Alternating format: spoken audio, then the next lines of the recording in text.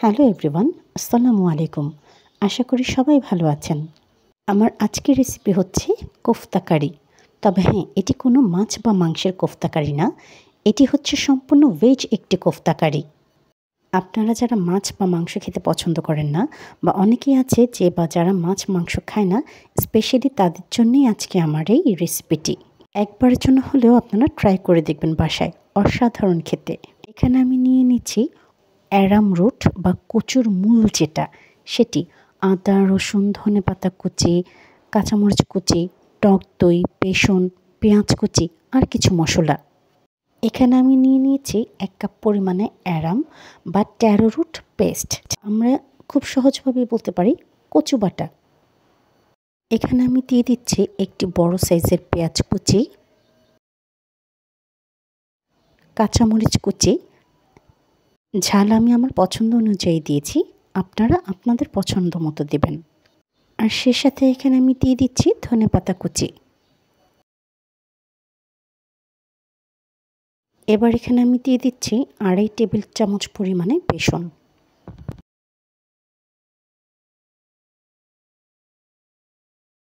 দিয়ে দিচ্ছি পরিমাণ মতো লবণ, 1 চা চামচ পরিমাণে ধনে গুঁড়ো, 1/2 চা চামচ পরিমাণে শুকনো মরিচের গুঁড়ো আর 1/4 চা চামচ জিরের গুঁড়ো। এবারে সব উপকরণ খুব ভালো করে মিশিয়ে নিচ্ছি।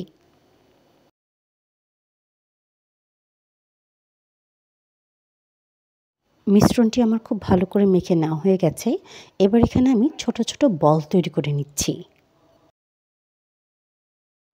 Please to subscribe my channel and press the bell icon.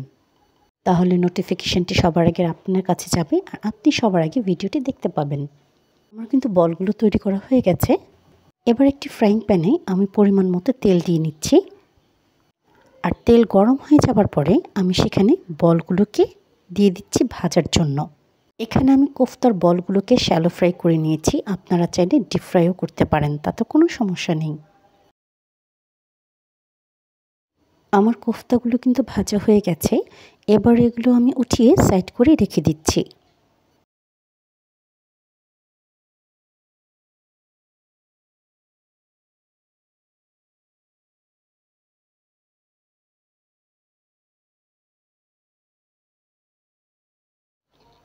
এবার এখানে আমি দিয়ে দিচ্ছি একটি তেজপাতা, 2-3টি এলাচ, 2-3টি দারচিনি ও 2-3টি লং।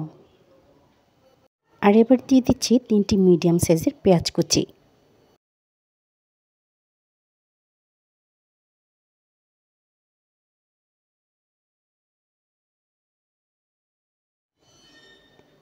এবার এখানে আমি দিচ্ছি 1 চা চামচ করে আদা ও রসুনের paste. Please do like, comment, share more and more. আদা ও রসুনের পেস্ট দেওয়ার পরে একটু ভেজে নিতে হবে, যাতে করে এ থেকে কাঁচা গন্ধটা চলে যায়। এবার এ পর্যায়ে আমি দিয়ে দিচ্ছি 1/2 কাপ পরিমাণে টক দই। টক দই দেওয়ার পরে খুব ভালো করে নেড়ে দিতে হবে, তা না হলে টক দই কিন্তু ফেটে যায়।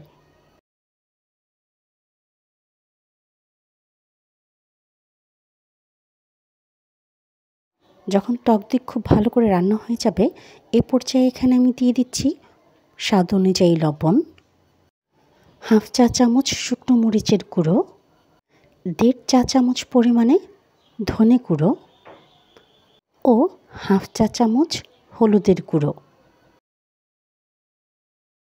এবার সব মশলাগুলোকে খুব ভালো করে মিশিয়ে নিচ্ছি।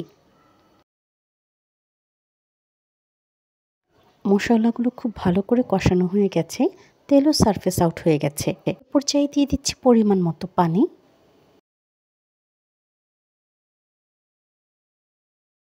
পানি যখন বয়েল হয়ে গেছে ভালো করে, তার মধ্যে আমি এখানে দিয়ে দিচ্ছি ভেজে রাখা কোফতাগুলো। এবার কোফতাগুলোকে খুব ভালো করে নেড়েচেড়ে মিশিয়ে দিচ্ছি ঝোলের সাথে, যাতে করে কোফতার ভেতর পর্যন্ত মশলার টেস্ট এবং ফ্লেভার ঢুকে যায়। Please to subscribe my channel and press the bell icon. এই পর্যায়ে এখানে আমি 1/2 চা চামচ পরিমাণে চিনি অ্যাড করেছি, যাতে করে টেস্টটা ব্যালেন্স করবে, যেহেতু এখানে টক দই দেওয়া আছে।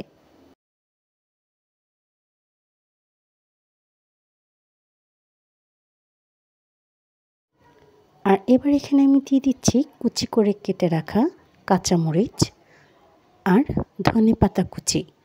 তাতে করে টেস্ট এবং ফ্লেভার দুটোই খুব ভালো হবে। Please to subscribe my channel and press the bell icon. আমার রান্না কিন্তু হয়ে গেছে, দেখতেই পাচ্ছেন কত সুন্দর লাগছে দেখতে। এবার আমি আপনাদেরকে পরিবেশন করে দেখাচ্ছি। আমি প্রথমেই বলেছিলাম এটি অসাধারণ একটি কোফতা কারি, স্পেশালি যারা ভেজিটেরিয়ান তাদের জন্য। আর যারা নন ভেজিটেরিয়ান আছেন তারাও একবারের জন্য হলেও অবশ্যই ট্রাই করে দেখবেন। পোলাও, ভাত, রুটি বা পরোটার সাথে দারুণ লাগে খেতে। আপনাদের যদি আমার ভিডিওটি ভালো লেগে থাকে তাহলে সাবস্ক্রাইব করে দিবেন আমার ইউটিউব চ্যানেলটিকে, ফলো করে দিবেন আমার ফেসবুক পেজ ও ইনস্টাগ্রাম আইডি তিন্নাস কিচেনকে।